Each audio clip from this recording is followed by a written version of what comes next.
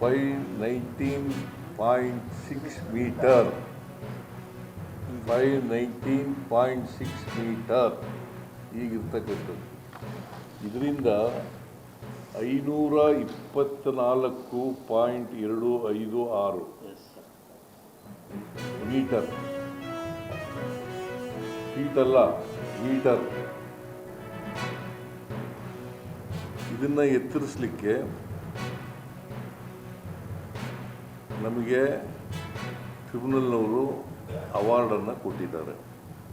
ಇದನ್ನು ಎತ್ತರಿಸೋದ್ರಿಂದ 75,000 ಎಕರೆಗೂ ಹೆಚ್ಚು ಜಮೀನು ಮುಳುಗಡೆ ಆಗ್ತದೆ.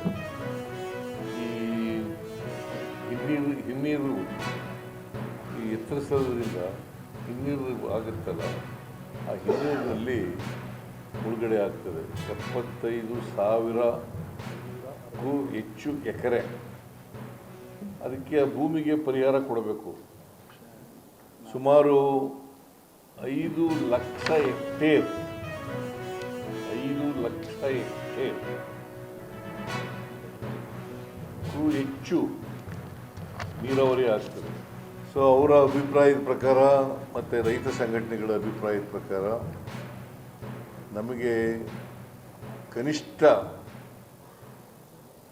ಕನಿಷ್ಠ ತರಿ ಜಮೀನಿಗೆ, ತರಿ ನೀರಾವರಿ ಜಮೀನಿಗೆ 40 ಲಕ್ಷ ಕೊಡಬೇಕು. ತರಿ ಜಮೀನಿಗೆ, ನೀರಾವರಿ ಜಮೀನಿಗೆ 40 ಲಕ್ಷಕ್ಕೂ ಹೆಚ್ಚು.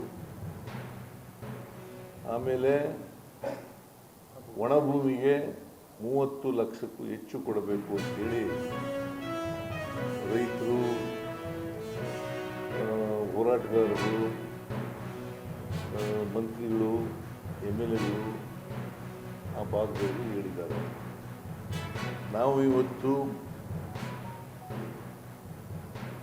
ತರಿ ಜಮೀನಿಗೆ 40 ಲಕ್ಷ ಕೊಡಬೇಕು ಅಂತ ತೀರ್ಮಾನ ಮಾಡಿದ್ದೀವಿ. ಆಮೇಲೆ ಒಣಭೂಮಿಗೆ 30 ಲಕ್ಷ, ಒಣಭೂಮಿಗೆ 1 ಎಕರೆಗೆ 40 ಲಕ್ಷ 30 ಲಕ್ಷ ಕೊಡಬೇಕು ಅಂತ ಹೇಳಿ ಇವತ್ತು ಕ್ಯಾಬಿನೆಟ್ನಲ್ಲಿ ತೀರ್ಮಾನ ಮಾಡಿದ್ದೇವೆ.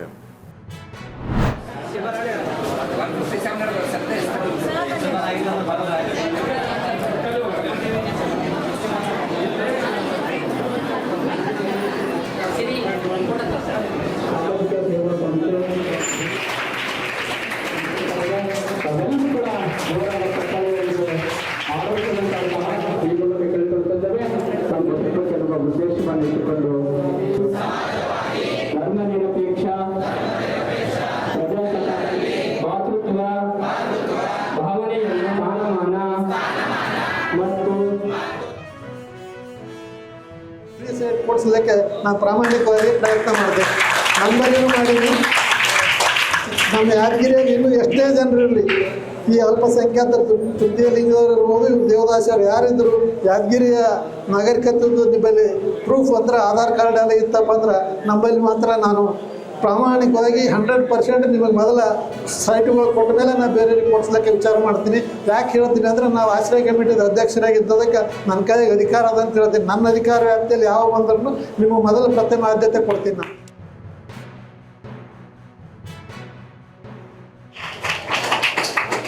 ಅವರದು ಸಹಕಾರದಿಂದ, ಸಪೋರ್ಟಿಂದ ಈ ಹೆಲ್ತ್ ಕ್ಯಾಂಪ್ ಸಾಧ್ಯ ಇದೆ. ಮೊನ್ನೆ ಅವರು ಕೋಲಿವಾಡ ಗವರ್ಮೆಂಟ್ ಸ್ಕೂಲಲ್ಲಿ ಆರೋ ಪ್ಲಾಂಟ್ ಕೂಡ ಕೊಟ್ಟಿದ್ದಾರೆ. ಸೊ ನಾವು ಜಿಲ್ಲಾ ಆಡಳಿತ ವತಿಯಿಂದ, ಅಡ್ಮಿನಿಸ್ಟ್ರೇಷನ್ ವತಿಯಿಂದ we thank you for your contribution and for organising this health camp. Thank you very much. ಜೊತೆಗೆ ಅವರ ಒಂದು ಆರೋಗ್ಯ ಕಾಪಾಡತಕ್ಕಂಥ ಜವಾಬ್ದಾರಿ ಕೂಡ ನಮ್ಮ ಮೇಲೆ ಇದೆ.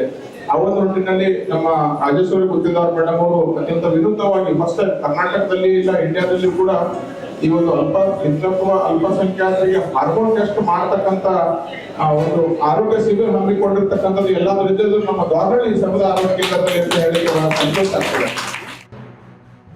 ಎಲ್ಲೇ ಮೀರಿ ನಿಸರ್ಗದ ಮಣ್ಣಲ್ಲಿ ನೀವು ಇದ್ದೀರಿ. ಈಗ ನಿಮ್ಮತನ ಎಷ್ಟಿದೆ ಅನ್ನೋದನ್ನು ಅಂಕೆ ಸಂಖ್ಯೆಯನ್ನು ಕರಾರುವಕ್ಕಾಗಿ ನಮೂದಿಸಿ ದಯವಿಟ್ಟು ನಿಮ್ಮವರನ್ನು ಹತ್ತಿರದ ತಾಲೂಕಿನ ಆಸ್ಪತ್ರೆ ಮತ್ತು ಜಿಲ್ಲಾ ಆಸ್ಪತ್ರೆಗೆ ಕರೆತರುವ ಮುಖಾಂತರ ನಿಮ್ಮ ಸಂಖ್ಯೆಗಳನ್ನು ನೋಂದಾಯಿಸಿ ಈ ಕಾರ್ಯಕ್ಕೆ ಯಶಸ್ವಿ ಮಾಡೋದಕ್ಕೆ 45 ದಿವಸ ಸರ್ಕಾರ ಅವಕಾಶ ಕೊಟ್ಟಿದೆ.